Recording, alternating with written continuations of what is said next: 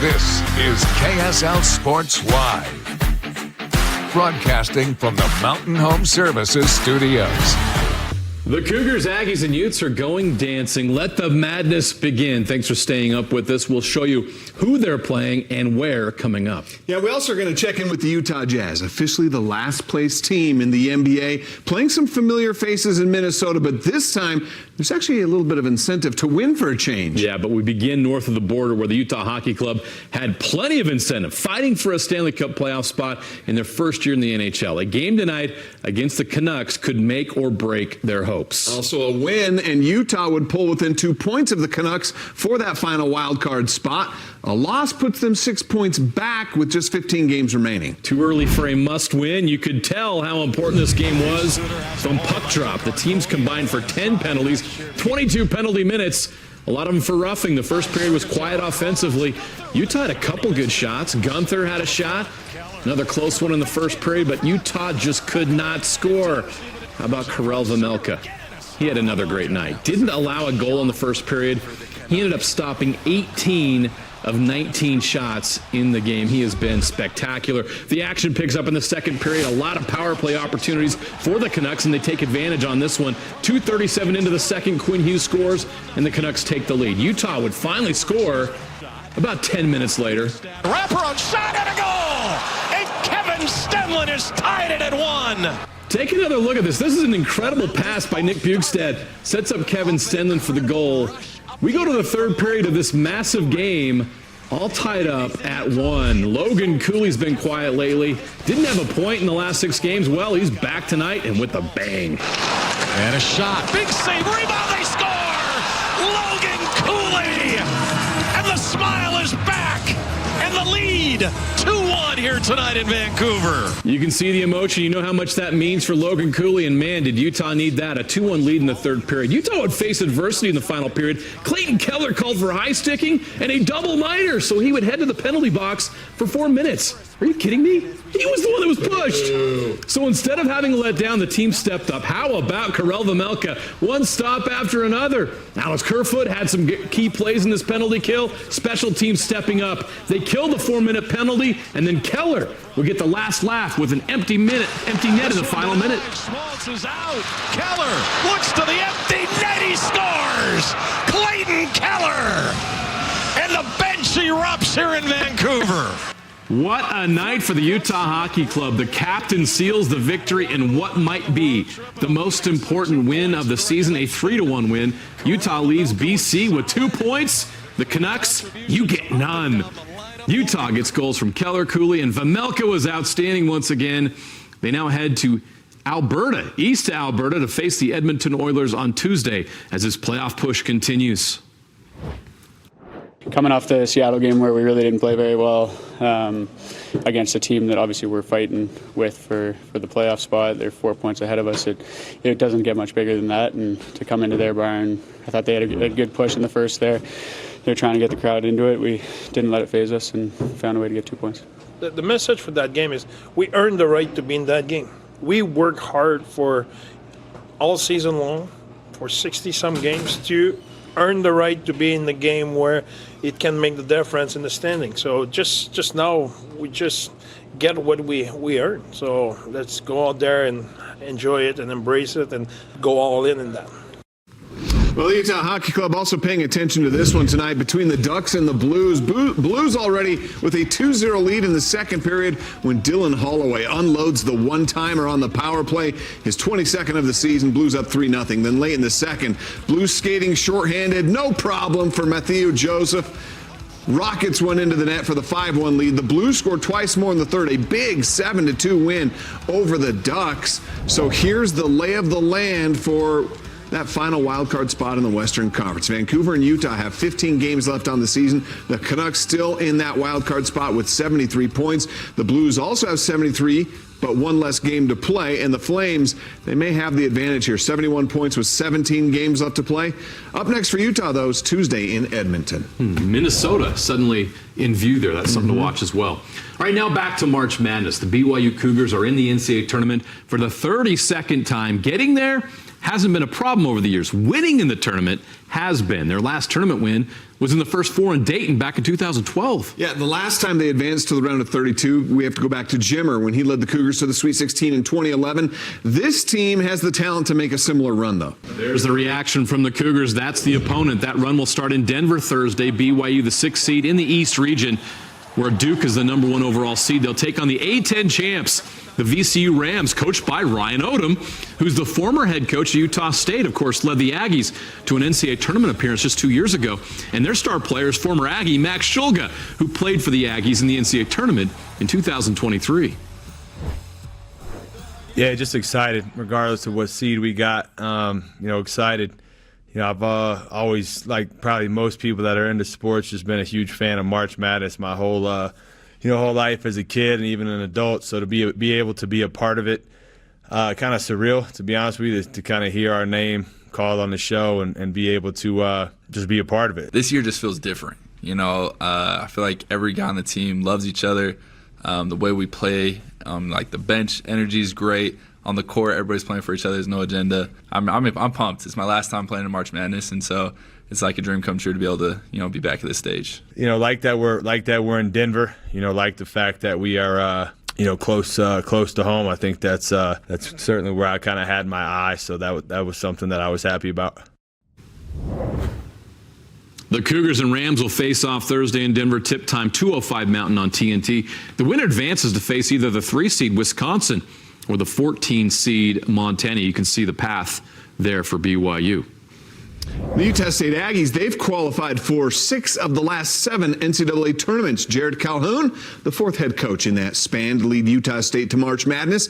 This afternoon, his Aggie squad celebrated another invitation to the big dance. Now the Aggies, they have that 10 seed, tied with New Mexico for the top seeded team out of the Mountain West, and they will face a Big Ten opponent. The UCLA Bruins, who are the 7th seed. Utah State will play in Rupp Arena in Lexington, the home of the Kentucky Wildcats. A great experience for this Aggies team to play in such a historic venue against one of the most accomplished schools in NCAA tournament history. I mean, it's the expectation here at Utah State. We're trying to take that next step, to get to a Sweet 16 or a Final Four. So for me personally, it's been a long journey. I've been in the one bid leagues, for 7 years. There's a lot of great coaches that don't get this opportunity, can't take things for granted. That's what makes this tournament a beautiful thing, right, Sean? I mean, it's the greatest tournament on earth. The next 3 weeks, Utah State has been a consistent figure in this tournament. Oh no, I'm really excited. I was a little nervous there for a second. They were taking a little bit too long, but I think I like the matchup, and this is the time that we play for. So I know not only me, but the rest of the team is just excited to go out there to Lexington and just play some hoops. Obviously it's a big stage, and with bright lights, you get a little bit nervous, but we're just going to do what we do. Try to build confidence throughout this week and just go out and do what the coaches taught us to do and perform to the best of our abilities. Well, UCLA, they went 22-10 this year, finishing 6th in the 18-team Big Ten Conference, a conference that got 8 teams into the tournament this year. The Aggies and Bruins play Thursday night, 7:25 Mountain Time tip on TNT. We still have a lot of football to get to. That's right, spring football continues. Yeah, and which locals in the NFL signed new contracts with teams, and which players are getting most of the reps for spring football down at BYU? We have nothing to lose here. We've made it to the NCAA tournament for the 4th time in 4 years, and we're excited about that. We're excited about where our program is. The Utah women's basketball team is dancing, a chance to face the defending champions on their home floor, but only if they get past Indiana. We'll hear from the Utes, who are making their 4th consecutive NCAA tournament appearance. Down on the baseline, gathers glass. Oh, put it back, walk. Nicely done on the follow. The Utah Jazz had a reason to play well and win today in Minnesota. So why was Walker Kessler chucking up threes? How many did he shoot? You might be pretty shocked with that answer. I'll tell you coming up. You're watching KSL Sports Live. The Utah Jazz came into the weekend with an 8-game losing streak. That, combined with back-to-back wins by the Washington Wizards, have dropped Utah, or moved them up, depending on your perspective, to the bottom spot in the NBA standings. Yes, the Utah Jazz have the worst record in the NBA. Yeah, losing has its benefits in a rebuild. However, tonight, the Jazz actually do have some incentive to win. The Jazz, who own the Timberwolves draft pick, can keep Minnesota out of that top 6 automatic spots in the playoffs in the Western Conference. Minnesota just half a game behind the Warriors for that 6th spot. And, you know what? This looks kind of familiar here early on in the game. The little pocket pass on the pick and roll to Rudy Gobert for the dunk. And the 1-point Minnesota lead, but it was Anthony Edwards who was doing the real damage. He scored 19 of the Timberwolves' next 23 points. A couple of threes here put the T-Wolves up 17-5. Then after this Walker Kessler tip-in, Edwards comes back the other way with another triple, and the Wolves are up 24-9. Now, Lauri Markkanen would dial up his second 3 of the quarter already, only to see Edwards come right back down the floor and absolutely bend the rim. A 21-point quarter for Ant. Minnesota led by as many as 19, but the Jazz, they kind of flipped the hustle switch late in the quarter, led by the rookie Kyle Filipowski. Saves this rebound to Colin Sexton. He would miss, but Flip is there for another O board, and this time he just puts it back in himself. Jazz were down 14 after 1. Now, Filipowski, he kept it going in the second quarter. Hits his first 3 of the game. Jazz down by 11, and that starts a bit of a run. Svi Mikhailiuk gets the shooter's bounce for 3. Cuts the Wolves' lead to 6. Then the young bull charges to the rim. Colin Sexton caps a 12-2 Jazz run. They're down by 4. Minnesota rebuilds the lead. Gobert crashing the glass, throws down 2 more. I'm sure Jazz fans miss Rudy a bit, but they've got a guy who can kind of do a lot of the same. Walker Kessler down the lane for the hammer. Jazz trailed by 11 at the half. The 2 big guys would swap dunks again in the third quarter. First, it's Walker Kessler with the emphatic putback slam. Kessler had 15 points, 19 rebounds for the Jazz, 5 of those boards on the offensive glass. Then it was Gobert's turn, another dunk for him. The 16-point lead, Rudy with just 7.6 boards, 2 blocks. And Ant once again torching the Jazz for 8 points in just the final minute plus of the quarter. Minnesota's up by 23. The Jazz didn't make up the difference in the fourth quarter either. Instead, we saw this. Walker Kessler pulling up for 3. Only Lauri Markkanen attempted more threes in the game than Kessler. Kessler was 1 for 6 from 3-point range. He had the make, which was his 3rd 3-pointer of the season, but that wasn't going to bring the Jazz back, not tonight at least. The Jazz dropped their 9th straight, 128-102. Anthony Edwards finishing with 41 points, the 5th most by any player against the Jazz this season. Colin Sexton led the Jazz with 22 in the loss. Other games, the Hornets trying to out-tank the Utah Jazz in L.A. Sunday. No one can out-tank the Jazz. Taking on the Clippers, James Harden still elite, putting up big numbers. A great pass to Derrick Jones Jr. for that dunk. One of his 7 assists. Harden almost had a triple-double. 31 points, 10 rebounds, 4 of 7 from 3. And the Clips crushed the Hornets to keep pace in the Western Conference playoff race. Here are the latest lottery standings. The Jazz now have the worst record in the league by a full game over the Washington Wizards. Catching the Wizards was not easy, but Utah has done it. A reminder, the bottom 3 teams in the NBA standings at the end of the season each have a 14% chance to win the NBA draft lottery. The lowest the Jazz could fall in the lottery is 5th. Last year, the Hawks won the lottery with 3% odds, so who knows? The Cleveland Cavaliers put their franchise record 16-game win streak on the line against the Orlando Magic today. Final seconds of the half, Donovan finds DeAndre Hunter. He beats the buzzer, a 13-point halftime lead. In the 4th, Mitchell elevates for the dunk. Cleveland's up by 7. Under 2 minutes to play, though, the Magic down 3. Kentavious Caldwell-Pope, he ties it up from downtown. Then, down by a point, Paolo Banchero. The clutch jumper giving Orlando the lead. Cleveland's last attempts didn't fall, and the Magic snapped the streak, 108-103. SGA and the Thunder were in Milwaukee, taking on the Giannis and the Bucks. First quarter, Dame Lillard drains the 3. Milwaukee leads 26-24. Second quarter, Giannis with the ball down low, throws it down to Chet Holmgren, but the Bucks would trail by 12 going into the half. Second half, SGA pulls up for that jumper. OKC would maintain a steady lead for a majority of the game thanks to a 31-point performance from SGA. The Thunder topped the Bucks 121-105. All right, back to college hoops. The Utah women's basketball team went through a big change this year, with Lynn Roberts leaving to become the head coach of the LA Sparks. Longtime assistant Gavin Peterson took over. What didn't change was success for the program, earning a 4th consecutive NCAA tournament bid. Utes earned the 8th seed in the Birmingham Regional 2. They will take on 9 seed Indiana on Friday. Game time still to be determined, although I think it's Wednesday or Friday morning, 11:30 Mountain Time. They'll play in Columbia, South Carolina, home of national powerhouse South Carolina. Yes, the Gamecocks will host this regional. This is Utah's 21st NCAA tournament appearance. We've just made it like the standard to make it to the tournament now, and just reflecting on how much of an opportunity it is and to be thankful. And yeah, we're ready to go. It's a great opportunity for us. I mean, like Gavin said, we have to focus on the first game to even consider being in South Carolina, playing South Carolina. So just getting prepared and locked in to win that first game. Nothing changes. It's just another basketball game. Just the stakes are higher, and we just got to show up and play Utah basketball and do what we do.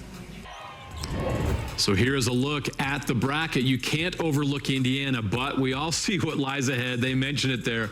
A potential matchup against defending national champion South Carolina. Don Staley's Gamecocks are a 1 seed and will take on Tennessee Tech. South Carolina thought they had earned the #1 overall seed.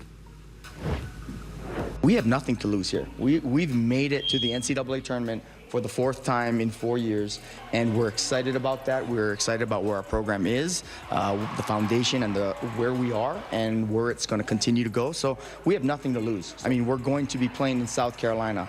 Right now, that is like the mecca for college women's basketball. So what a great privilege we have, what a great stage we have to showcase our program at that national level. Here's more info on Utah's first round opponent, the 9 seed Indiana Hoosiers, 19-12 record overall, 10-8 in the Big Ten. They finished 8th in that conference. Net ranking was 34, 4-8 record in quad 1 games. They have a win over Baylor, common opponent there. First time since 2019 they haven't been a top 4 seed. They have 4 players who average double figures in scoring, led by second-team all-conference player Yarden Garzon. All right, let's take a little bit of a closer look at these matchups on the men's side. You know, BYU making it to its 32nd NCAA tournament appearance in school history, the most by any team in NCAA history without reaching the Final Four. The path to try and end that drought, well, it all starts in Denver on Thursday against VCU. The Rams won both the regular season and conference tournament championships in the Atlantic 10 Conference. They finished with a 27-6 overall record.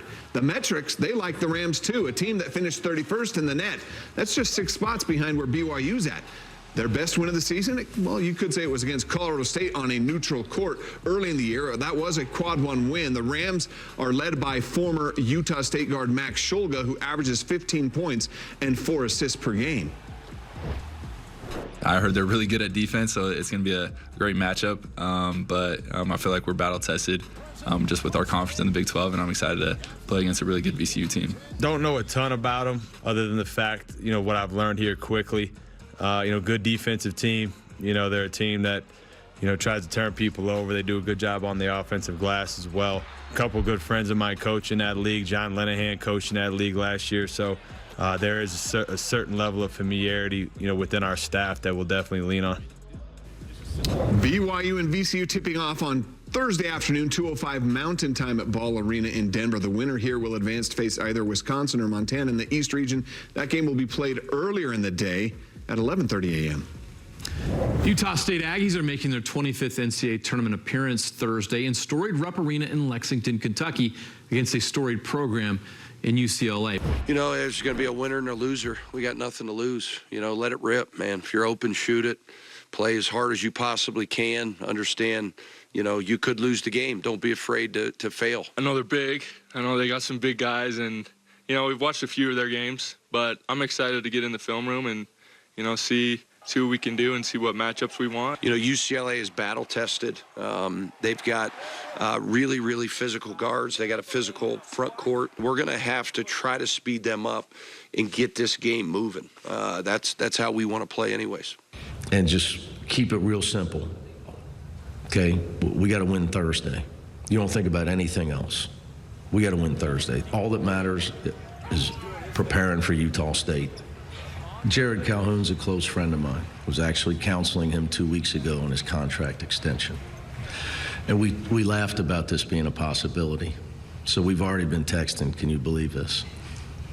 So he's a great coach, great young coach. Some Bob Huggins disciples there coaching against each other. Here's a look at the Aggies bracket. If they get past UCLA, they would likely face SEC powerhouse Tennessee. The 2-seed Volunteers spent some time at #1 in the polls this year. That is a tough bracket. All right, it's not just the Cougars, Aggies, and Utes going to the postseason, but Utah Valley is tournament bound too. We got more on that coming up next. Plus, the BYU football coaches are giving their second and third stringers a very heavy workload this spring. Why is that? We'll tell you coming up. The Utah Valley Wolverines are going dancing, sort of. They came 7 points short of making history last night at the WAC championship game, but they're still going to go to the postseason. They've accepted an invitation to play in the NIT for the third time in school history. Todd Phillips, in just his second year as Utah Valley's head coach, led Utah Valley to a 25-win season and a regular season WAC championship. UVU will be tipping off against top-seeded San Francisco on Wednesday night at 9 p.m. on ESPNU. The winner there advancing to face either 4th-seeded San Jose State or Loyola Chicago. All right, you know, when you think of spring, sometimes you think of new beginnings, growth, youth, right? Well, down in Provo, with another week of football practices coming to a close, this BYU coaching staff is thinking along those same lines. The growth of the growth of its depth chart and some of the younger players on the team filling those spots. We all know what BYU has in some of its returning veterans like Jake Retzlaff on offense or Jack Kelly and Isaiah Glasker on defense, and they're all getting their fair share of reps to stay fresh and up to date with the playbook, but it's the second and third units that is getting the bulk of the workload here, a load that, according to defensive coordinator Jay Hill, has to be demanding this time of year. And the young guys, man, you just go with them. You beat them to an oblivion in a way, and you just let them go and go and go and go, and it's physical for them, and they're taking a ton of reps, but they need them and they want them. So that's the key, is just putting the majority of the physicality on the 2s and 3s that haven't played a lot for you. Your younger players that you're developing, those guys can, just get as many reps as possible. That's almost no such thing as too much for those guys.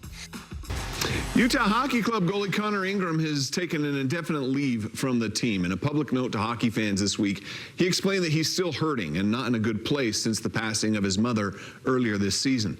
On Wednesday, Utah hockey fans, they wanted to show Ingram their love and support for the goalie. Several fans got together on the concourse at Delta Center in between periods of Utah's game against the Anaheim Ducks. The fans all signed letters and cards of love and encouragement and support for Ingram while he seeks help from the NHL's Player Assistance Program. Someone who's battled depression and bipolar myself, man, it's awesome to see pro athletes step out and not be embarrassed to do it, and we wish him the best, man. Everybody's going through something, so I'm just glad he's getting the help he can get, man. Presumably to Ingram. That's unreal. That's another reason why we're so proud to play in front of those fans. I think that's cannot be more grateful for that. I think that's unbelievable. I didn't know that, but kudos to them. That's unreal. Utah's got your back, man. When you get back here, it'll ring in the Delta Center. Ingy, baby.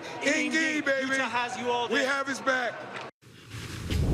Oh, that's so cool. Good luck to Ingy. We hope to see him back on the ice very soon. It's been a bumpy week, though, for the Utah Hockey Club. 2 wins, 2 losses, but after it all, still within 2 points of a spot in the Stanley Cup playoffs. Yeah, they've been able to stay within reach of the Flames, Canucks, and Blues thanks to some big performances at home this week. On Monday night, trailing 3-0 in the second period against the Maple Leafs, Michael Kesselring got in an epic fistfight with Simone Benoit. A fight that lit a fire under his team. You're not going to lose to somebody named Simone Benoit. Utah would score 3 goals in 4 minutes, sending the game to an eventual shootout. The game Utah lost, but the comeback allowed Utah to gain 1 point in the standings against one of the best teams in the league. Clayton Keller for Sergachev. Gunther fires and scores! After giving up a 2-0 lead against the Ducks on Wednesday night, Dylan Gunther scored his 8th game winner of the season, a power play goal on the assist from Mikhail Sergachev. It was Gunter's team-leading 24th goal of the season. But that goal wouldn't have been possible if it weren't for this. In the second period, Karel Vamilka gets deked by Ryan Strome.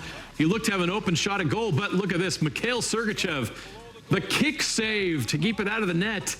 A critical play and a 1-goal win for the Utah Hockey Club. Wow. Huge. I mean, really nice save by him there in the second. I think just a big leader for us off the ice. I mean, when he talks, everybody's listening. So, he's the backbone of our team. And defensively, he has a read. It's great. And I think he bunts back after his 2 penalty as well. He's great pass on Gunner's goal and stuff like that. So, elite player, make elite play at key moment. Things were perfect on senior night for the Red Rocks. We'll show you what we're talking about next. The regular season came to a close on Friday night for the Red Rocks, and they saved their best for last. Yeah, they posted a season-high score in front of more than 15,500 fans at the Huntsman Center. Saturday versus UCLA, senior Grace McCallum, the Olympian, the silver medalist, has done a lot at Utah in her illustrious career, but something missing on her resume was a 10 on beam. But Saturday night, she changed that. A flawless routine from the silver medalist on senior night. McCallum's first career perfect 10 on beam. Her 6th 10 overall. She led the Red Rocks in a victory over UCLA and scoring a season high 198.1. You can tell by the emotion overcome. This is someone who won a silver medal. There's Jordan Childs, the Olympic gold medalist, also there to witness it. What a night. What a perfect. I don't know if she might be back next year. I don't know, but that was a great finish.